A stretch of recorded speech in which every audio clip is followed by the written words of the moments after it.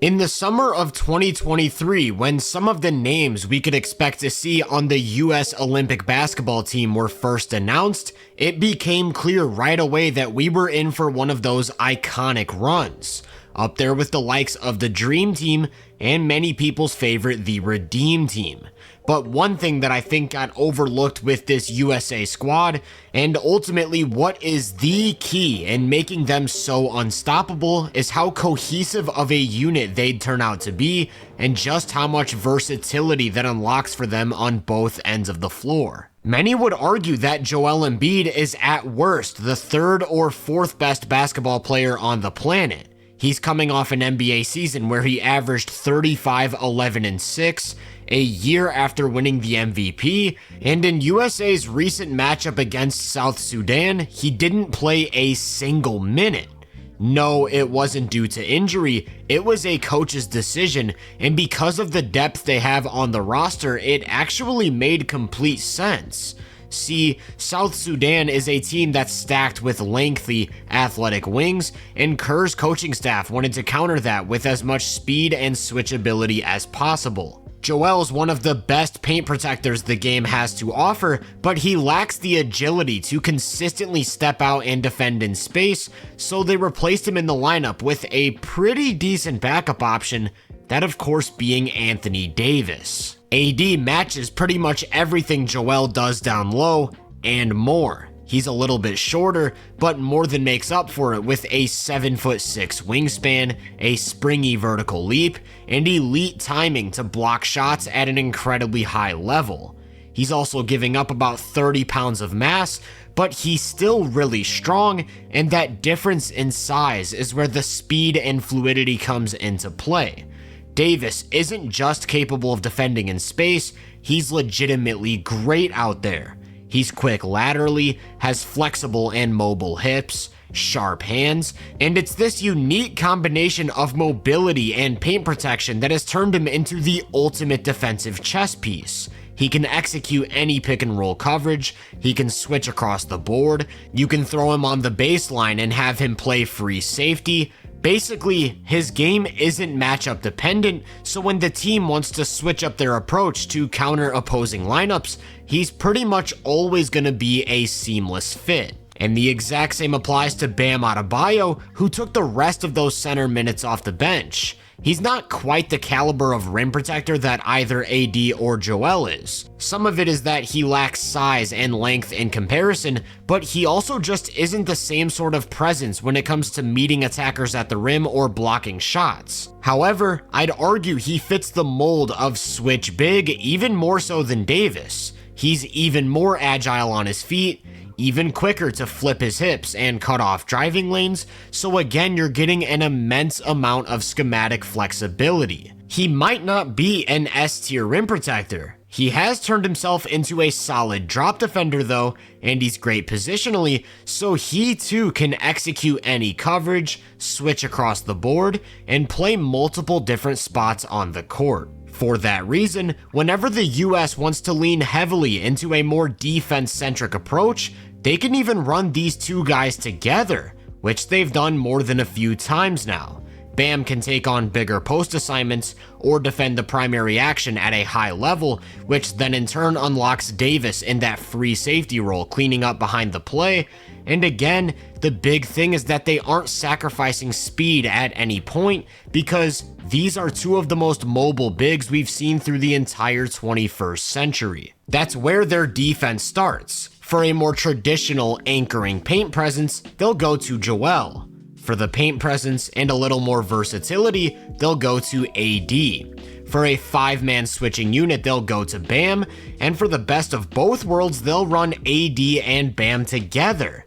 Then they've surrounded these guys with either versatile defensive wings or high IQ team defenders. Let's start with the forwards. A big story in Game 1 against Serbia was that Jason Tatum didn't get any minutes. Many would argue that he's the best defensive forward on the roster, but again, the move sort of made sense when you look at who else they've got to fill those spots. LeBron even in his old age, is one of the smartest team defenders you'll find. When it comes to making reads, putting yourself in the right spot on the floor, and communicating rotations, he's almost perfect as an on-court coach type of guy behind the play.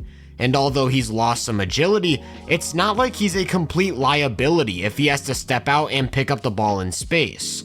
The same goes for Kevin Durant. He's agile enough to hold his own against guards and wings.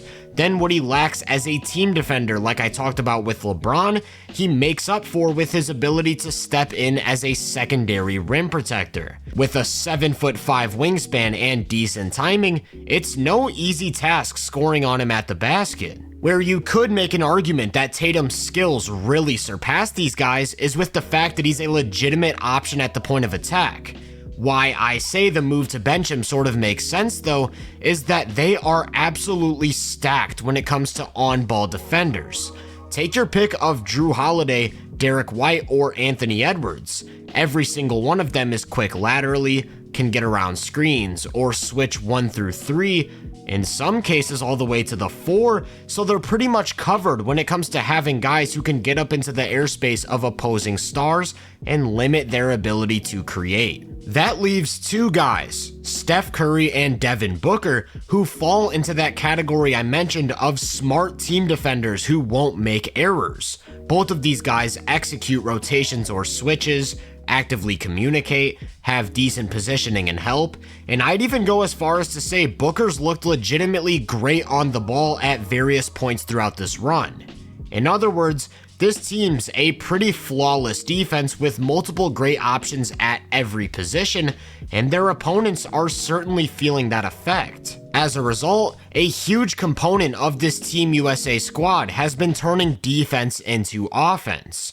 If we take a look at the top 10 transition scorers in the NBA last season, 3 of those guys are currently representing the US in the Olympics, one of which is arguably the best transition player ever. After any missed shot, forced turnover, they're grabbing and going, and once they've got that head of steam going downhill, all you can really do as a defense is hope they don't execute to perfection. So transition offense has played a huge role in their scoring totals, especially from LeBron charging down the middle of the lane like a running back. But what fascinates me a lot more is how they're able to play in the half court. They've been running LeBron at the point, and typically that means lots of spread pick and roll. Thankfully for him, he's got 3 very capable rollers, but each excels at different things. Of course, he's got the most chemistry with Davis, who's a massive lob target and overall elite finisher around the rim. Bam is sort of similar to Davis in style, in the sense that he's often looking to roll hard to the rim and can get up for lobs, but he's also a bit more of a short roll guy, looking to step into mid-range jumpers or utilize his passing ability. As for Joel, he's a completely different animal in that he's not looking to get to the rim much at all. He's a middle of the floor assassin with those quick hitting pull-up jumpers, and LeBron's a guy who can get him the ball in the right spot every single time with his pinpoint shovel passes. The only way to limit any of these guys is to bring in help, typically from the weak side, and that's why the biggest key to this offense has been filling out the court with elite catch and shoot guys. Devin Booker has been starting in all of their games. The reason? Over the last 3 seasons, he's hit about 42% of his catch and shoot threes, and he pairs that with decisive attacking off the catch to beat closeouts or a rotating defense, so he can play off the ball to near perfection. The same goes for Steph Curry, who's also made about 42% over the last 3 seasons. Those defensive guys I mentioned earlier all fit this mold as well. Jrue Holiday, 44.7%. Anthony Edwards, 41.4%. Really, the only one below 40 is Derek White, but if you remember, he actually took a pretty big shooting leap last year. So if we only look at the 2024 season, he joins this group at about 42%, yet another guy who can't be left open. If they want to go with Tatum on the wing, he's another guy at 40%. And then we still have, of course, the greatest 6th man in Olympic history, Kevin Durant at 41.7%. I actually want to focus on KD because the bench mob has been absolutely blitzing these other countries, and he's the focal point. His ability to seamlessly play off of these other stars, but also isolate from anywhere on the floor and get a bucket on demand is so valuable. Teams don't want to send doubles because that just means a different all-star is open, and leaving KD in single coverage isn't exactly an ideal strategy. That goes for any of these guys in isolation. Joel in single coverage, LeBron in single coverage, Steph in single coverage. The game really could devolve into a bunch of one-on-ones, and the USA would probably still produce remarkably efficient results. But I love that the game doesn't turn into that, and this brings me full circle back to my initial point, the cohesiveness and versatility within this group. Steve Kerr has implemented his motion offense to a team of superstars, and the level of offense being played is nothing short of basketball poetry. LeBron's been unlocked in a sort of supercharged Draymond role, while guys like Steph, Durant, Booker, and whoever else you want to name all demand attention as movement shooters flying around screens. Those screeners happen to be athletic freaks like Edwards, Davis, Bam, or smart off-ball movers like Holiday or White who know exactly when to slip or cut into open space.